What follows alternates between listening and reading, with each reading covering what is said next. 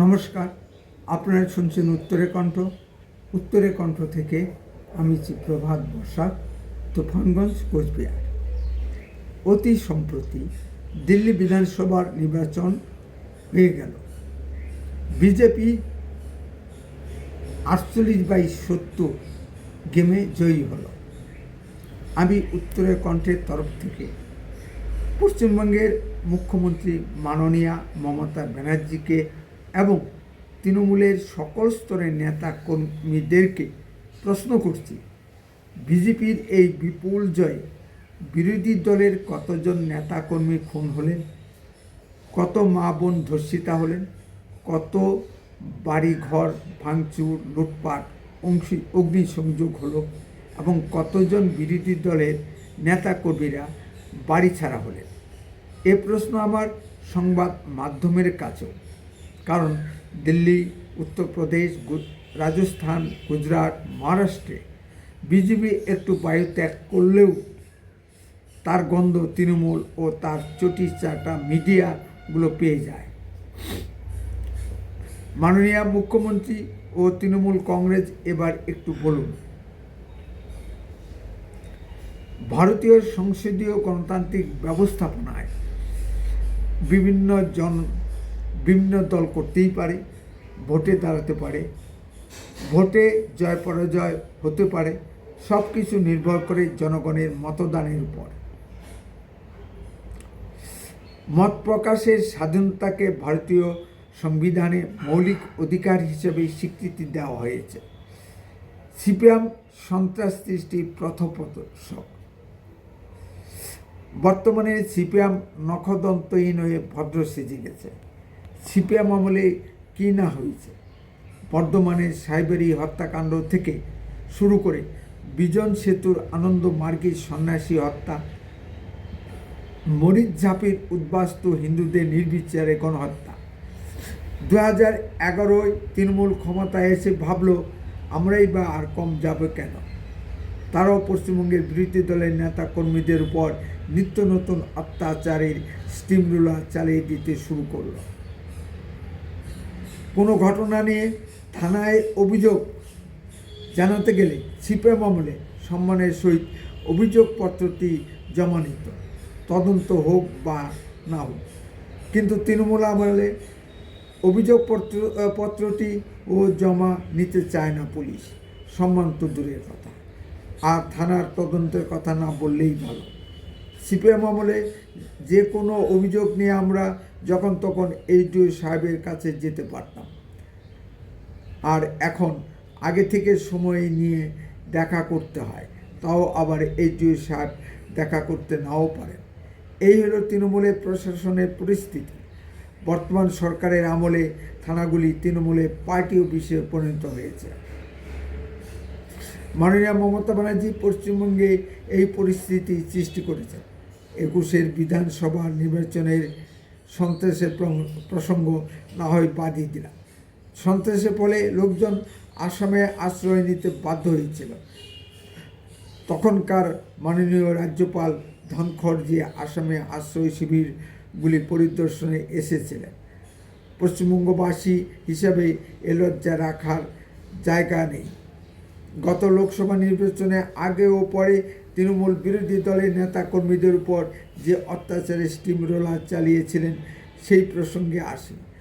আমাদের তুফানগঞ্জের নাক্কাটিগাছ, ধলপল, বনরামপুর, দেউচুরাই, মারগঞ্জ অঞ্চলে কত শত শত বাড়িঘর ভাঙচুর হয়েছে তার সীমা সংখ্যা নেই। কত মহিলা ধর্ষিত হয়েছে বা শ্লীলতাহানির শিকার হয়েছে, সব প্রকাশ পায়নি। সারা কুচবিহার জেলা জুড়ে একই অবস্থার সৃষ্টি হয়েছিল। সব অভিযোগ থানায় আসেনি বা আসতে সাহস পায়নি। কত ধর্মঘট বয়কট হয়েছে তার সীমা নেই। ধর্মঘট বয়কটের নামে কত টাকা তৃণমূল কামাই করেছে তার হিসাব প্রশাসনের কাছে কি আছে? আমাদের কুচবিহার জেলা কৃষি প্রধান অঞ্চল, অনেকে ঠিকমতো কৃষিকাজও করতে পারেনি। নাম উল্লেখ করেই বলছি, দেউচুরাই অঞ্চলের ঝলচলি গ্রামের শ্রী নিবনশীলের উপর এখনও পর্যন্ত কৃষি ধর্মঘট রয়ে গেছে। গৌরমোহন বাজারে তার ছেলের কম্পিউটারের দোকানটি এখনও বন্ধ করে রাখা হয়েছে।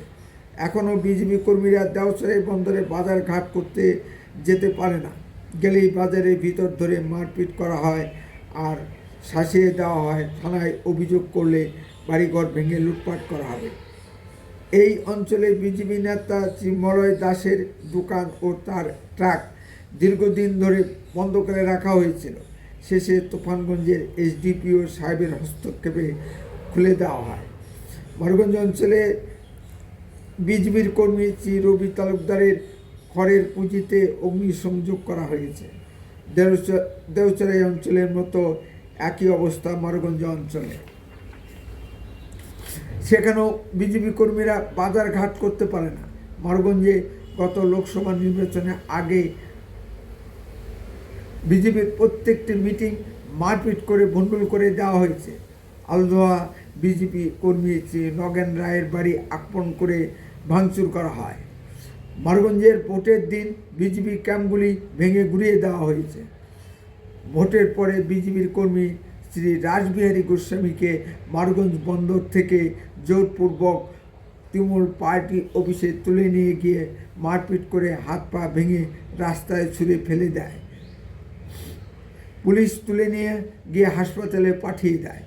গত লোকসভা নির্বাচনের পরেই বিজেপির অনেক পঞ্চায়েত প্রধানদের জোরপূর্বক অপহরণ করে তৃণমূলে জয়েন করানো হয় তৃণমূলের জেলা সভাপতির উদ্যোগে। কিন্তু ধরে রাখতে পারছেন কি? এই সমস্ত তৃণমূলের অপকর্মগুলির আমরা সাক্ষী। বিজেপি রাজ্য সভাপতি ডক্টর সুকান্ত মজুমদার তার ফেসবুক স্ট্যাটাসে সঠিকই বলেছেন, এগুলি ভারতীয় সংস্কৃতি নয়। ভারতীয় সংস্কৃতিতে যেমন আস্তিক দর্শনকে মান্যতা দেয়, তেমনি নাস্তিক দর্শনকেও মান্যতা দেওয়া হয়েছে। ভারতীয় নাস্তিক দর্শনের প্রবক্তা চারবাক মুনিকে ঋষির হিসাবে মান্যতা দেওয়া হয়েছে। রাজনৈতিক প্রতিপক্ষকে নিকেশ করার তথ্য আমরা বিদেশি সংস্কৃতিতে দেখতে পাই ফ্রান্সে, দেখতে পাই চীন, রাশিয়ায়। ফ্রান্সের প্যারি কমিউনের পরবর্তী কালখণ্ডে সমস্ত প্রতিপক্ষকে নিকেশ করা হয়েছিল। রাশিয়ার স্তালিন তার রাজনৈতিক প্রতিপক্ষকে কী করেছিলেন তা সকলেরই জানা। চীনে 1 দশক আগে তিয়েনআনমেন স্কোয়ারে প্রতিবাদী ছাত্রদের উপর ট্যাঙ্ক চালিয়ে দিয়ে হত্যা করা হয়েছিল। এই বিদেশি সংস্কৃতি কি মাননীয় মুখ্যমন্ত্রী মমতা ব্যানার্জি পশ্চিমবঙ্গের ক্ষেত্রে প্রয়োগ করতে চান? প্রশ্ন রইল মাননীয় মমতা ব্যানার্জির কাছে। উত্তরের কণ্ঠ সর্বদাই বাস্তব ও সত্য কথা বলে। আরও এই ধরনের ভিডিও পেতে দয়া করে এক্ষুনি চ্যানেলটিকে সাবস্ক্রাইব করুন। আপনার মূল্যবান মতামত কমেন্টে লিখুন। বেশি বেশি করে লাইক শেয়ার করে সবাইকে দেখার সুযোগ করে দিন। ভিডিওটি যদি ভালো লেগে থাকে তাহলে অন্তত পক্ষে 10 জনের সঙ্গে শেয়ার করুন। উত্তরের কণ্ঠ দেশের কথা বলে, দশের কথা বলে। আপনারা চোখ রাখুন উত্তরের কণ্ঠের পর্দায়। বন্দে মাতরম, ভারত মাতা কি জয়।